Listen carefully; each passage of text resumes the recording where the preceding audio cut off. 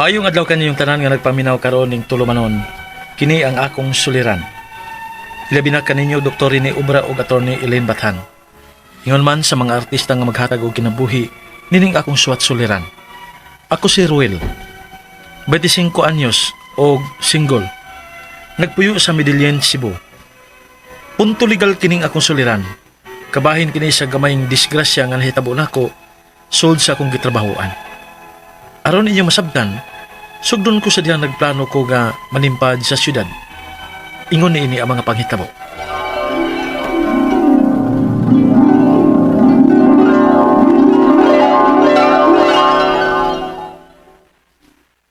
Mobiyahe ka pa ingon sa syudad. O ma, alam basad nga pagkatabang-tabang ko sa kalisod nato din eh. Pero dong, layo ato eh. Unya wa ka masuhito dito. Ma, ayaw ka bala ka. Lalaki ko. Kaya na akong kaugalingon. Bantay bitaw ha. Panawag baya gyud kung doon na kay problema. O ma.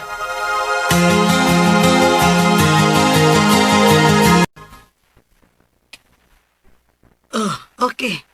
Dawat ka na isip sales clerk din sa among tindahan. Salamat ma'am. Salamat king kayo. Kanus ako magsugod ma'am?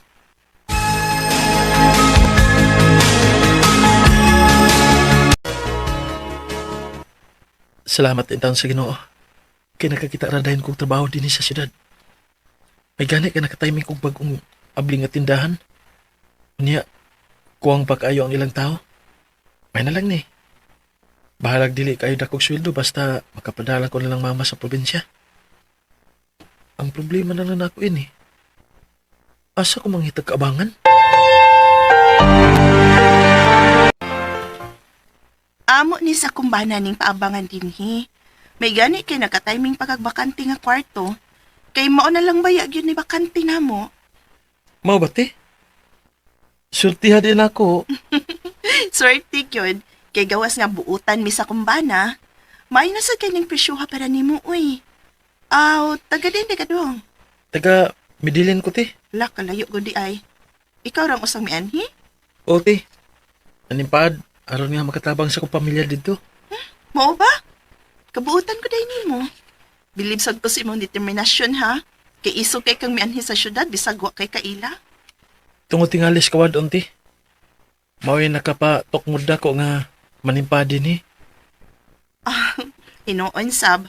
Basta ha, ing na lang may kung doon na kay kinahanglan. Kay kung kaya na mong mutabang, pwede ra gyud. Salamat eh. Unsa ganito pangani mo? Ruel te.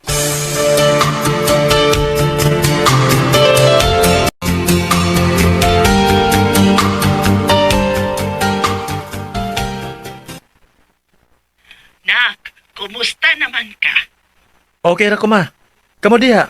Okay ra pod nak. Unya, kumusta naman? Nakakita ra kag trabaho? Kaluoy sa Ginoo ma. Nakakita ra gidayon ko og trabaho. May hinuon dong kung mauna. Salamat sa Ginoo kay wa gitaon ka pasagdi. Mao lagi ma. Ma, sa una na ko sweldo ba? Manawag ko nimo ha. Aron mapadana ko ninyo ang kwarta diha. Ikay bahala gud dong.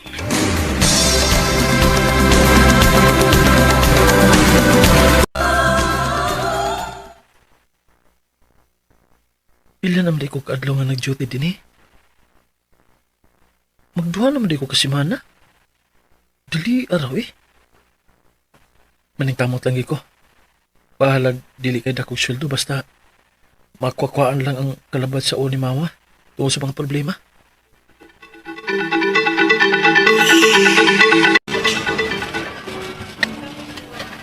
Manuel!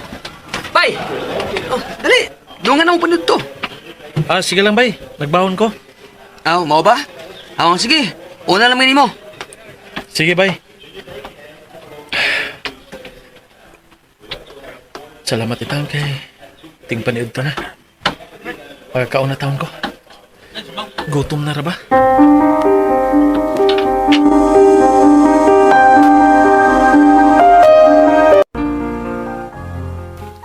Bay, wa pa lagi Manuel do no? Wa pa yung balita? Ay, wa pa mo di ka kay Bao, no? Bag-o pa manggod ka. Ngano di ay? Bay, Ayaw yung pagdahumbay, nga mauntop ko ang sweldo din, he. Kay permis lang late mo sweldo. Unsa bay? Pila masad ka daw kasagaran maliit bay? Mga usahay bay, adlaw lang. Pero na yung usahay bay nga, maabtan yung simana. Unsa? Alright.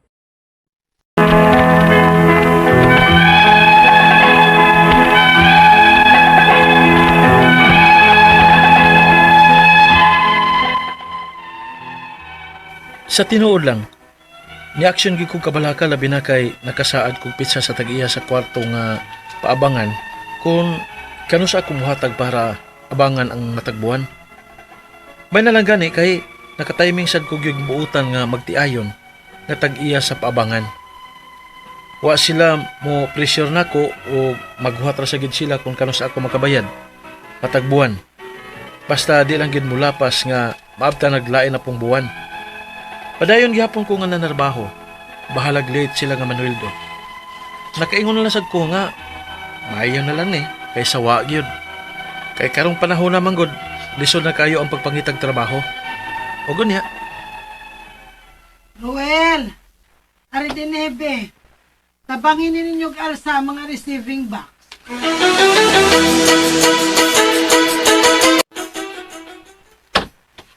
Karungan na ninyo, ha? Karungan yun. ata man ini eh. Sa may mga sugod ka ining mga kartona. Oh, ay, natapay ko! Argay! Ay! Sakit sa kong Okay ka, bay? kilay. Uy, bay! Nagdugo mo nagmaayo, bay! Nagisi man ang imong may kilay dapit! Nagdugo tuod.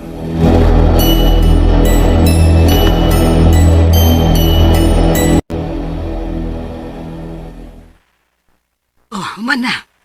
Nabutangan na naubitaday ng gisi sa imong may kilay dapit. Og aron mahibaw ka, dili na shoulder sa company ang nahitabo ni Moron Ruel. Ma'am. Ang imong ID? Ganun ma'am. Akong kuhaon. Pulihan ta nag-gate pass aron dili ka makareklamo. Unsa ma'am?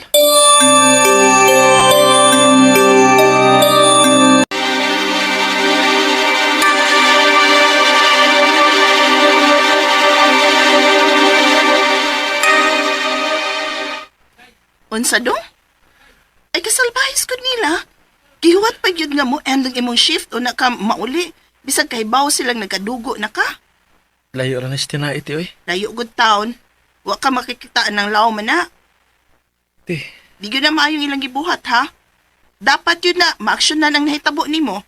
ti.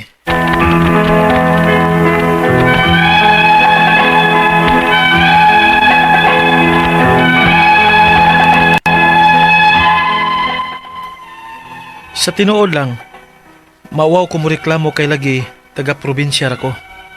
Pero ang tagiya sa bahay nga akong giabangan, mao'y nangusog aron nga ma-aksyonan ang nahitabo nako. Unang pangutana, sakto bang ilang gibuhat nga gihuwat nilang mahuman ang akong shift o na ko gipapauli bisag nagkadugo na ang huwang bahin sa akong kilay? Ikaduhang pangutana, dili ko nun nila tulubagon sa company ang nahitabo nako. Tinuod ba?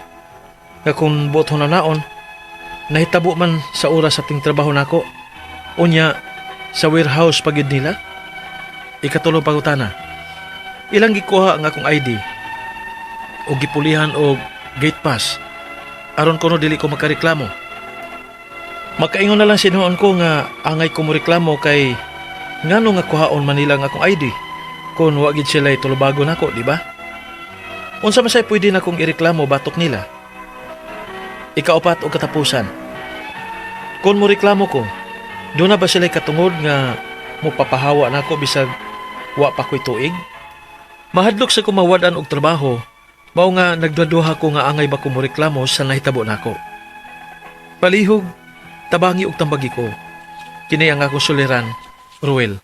Maayong adlaw mga suking tigpaminaw kini si Attorney Elaine Bathan ug ako today ang muhatag ninyo og tambag tubag solusyon kalinawan sa inyong mga pangutanag mga problemang may punto legal. Of course naagyud gihapon ha si Dr. Obra nga muhatag ninyog tambag tubag sa mga pangutanang kabahin punto medikal. No, medyo nauna ko gamay karon kay namawi ko labi na sa katong panahon nga nagsolo in towns Dr. Obra kay as you know no na naatay giagian pod nga crisis o problema sa pamilya kay ni panaw man akong pinalanggang inahan ni adtong December 3 no gikasubo na kong ipahibalo sa inyo ha nga wala na gyud in town ako ang mami unya ako dako kaayo kog pasalamat no sa tanan akong mga pamilya, mga kaila, mga kauban sa buhat, sa tanan no nga mga ninghatag sa ilahang kind words, prayers,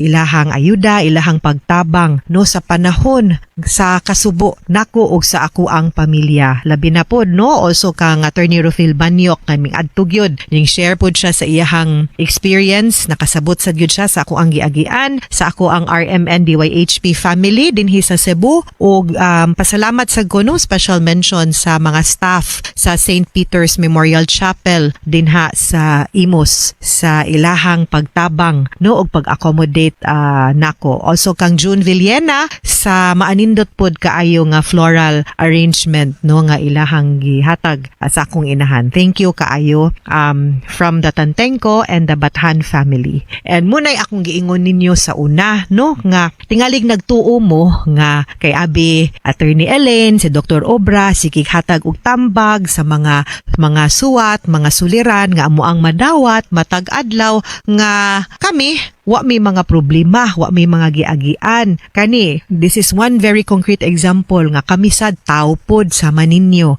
Kami pod maskig abogado, maskig doktor, naapod mi mga kanya-kanyang bago, mga suliran nga giagian. Pero kibaw mo unsay makapadasig namo mga aside sa paghugot nga pagtuo og pagampo, ang kanang mga tao nga moalirong nato nga naa nato sa panahon sa kalisod o kasubo. Sometimes no makarealize ka nga kinsa gyud ang imuhang tinuod nga higala sa mga ingon aron nga panahon. Mauna nga maski di ta kaila kami andam gyud nga muhatag og tambag og tubag sa inyong mga pangutana muna ay nagyud mog pagdugay guys. Ipada ang inyong suwat sa suliran_612@yahoo.com or sa ato ang Facebook account nga kini ang akong suliran official writers page. Pwede sad atong ipadala sa 3rd floor Jose R. Martinez Building, Osmeña Boulevard, Cebu City. Okay? Unya, letter sender nato karong adlaw 25 years old, single, taga Medellin, Cebu, Mayor Mondigo. Kumusta ka din ha? Og imuhang mga kauban sa buhat. Iyahang pangan si Ruel. Kabahin ni sa gamayng disgrasya nga nahitabo niya katong nagtrabaho siya, no?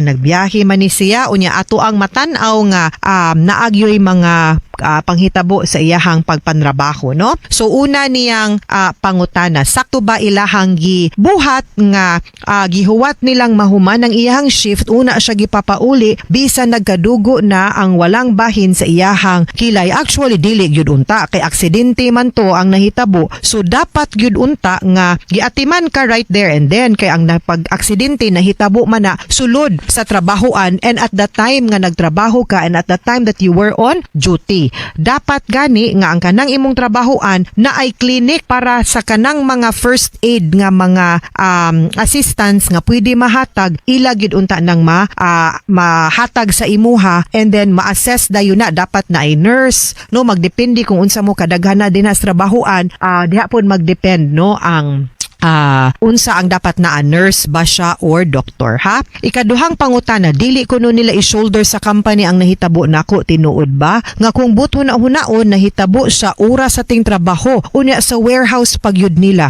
liable gid ang company because ang aksidente nahitabo sulod sa workplace warehouse nila ug during the time nga nag-duty ug nagtrabaho ka. So naagyoy tulubagon ang kumpanya sa pagpatambal pagpaayo nimo because it happened while you were in the place of work and while you were at work. Ikatulong pangutana, ilang gikuha akong ID o gipuluyan o gate pass aron kuno dili ko makareklamo. Makaingon na lang sad hinuon kung angay kong moreklamo kay nganong kuhaon man nila akong ID kung wala gyud sila'y tulubagon nako diha. Unsa man say pwede na akong ireklamo batok nila. I think gikuha nila ang ID nimo no kay mahadlok sila sa tulobagod no nga kay abiing nun nga dili kay nila empleyado. Wa gyud unta to nimo gihatag ang imong ID because ang ID manggod is the best proof to show nga ang ikaw empleyado ka sa kumpanya kay otherwise nganong matagaan kag ID kung di ka empleyado. Kato planado na to nila nganong gikuha man ang imuhang ID kay aron kung moreklamo ka wa siguro kay mapakita nga pruweba nga empleyado ka. Nya kung wa kay mapakitang empleyado ka, moingon dayon sila nga wa sila tulubagon nimo. But there are other ways para ma-prove nimo nga empleyado ka. Hopefully no mo na ampingi gyud ang inyong ID. Sunod kuhain nagpicture daan sa inyong telepono para in kasong mawala man gani na naamoy secondary nga proof nga empleyado mo. Ikaupat ug katapusang pangutana, kung moreklamo ko do na ba sila'y katungod nga mo papahawa nako bisag wa pa ko'y tuig mahadlok sad kong mawad-an og trabaho ug maong nagduha-duha ko ug angay ba kong moreklamo sa nahitabo nako. Ang pagreklamo ngadto sa Department of Labor and Employment kabahin sa imuhang katungod isip usa ka empleyado nga naaksidente, nasamdan nga kinahanglan magpatambal at the time nga nagtrabaho ka which is the responsibility sa usa ka kumpanya, dili na siya grounds para ma-terminated ka or tangtangon kanila sa trabaho. Labi na kung amicable ang imuhang paghangyo nila nga tubagon unta nila ang pagpatambal o pagpaayo, pagpatahibaan ng imuhang kilay, ang samad sa imuhang agtang kay aksidente man gyud to.